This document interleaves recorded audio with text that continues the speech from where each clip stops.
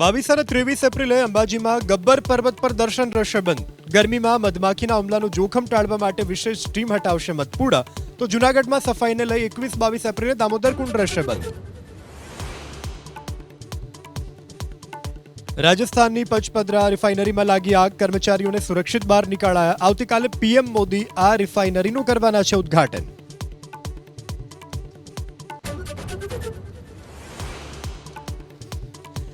America Iran વચ્ચે વાટાઘાટો પર સસ્પેન્સ. અમેરિકાના પ્રતિનિધિમંડળ આજે ઇસ્લામાબાદ પહોંચે તેવી સંભાવના. ઈરાને હજુ નથી કરી સત્તાવાર પુષ્ટિ.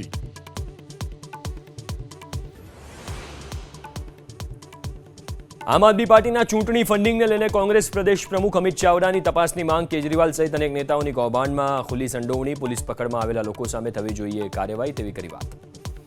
મોટી એમાઉન્ટ જે રીતે અહીંયા આગળ ખર્ચ કરવામાં આવે છે તો એ ફંડિંગ કરે છે કોણ, એ સોર્સની તપાસ કરવામાં આવે એવી પણ માગણી કરી હતી.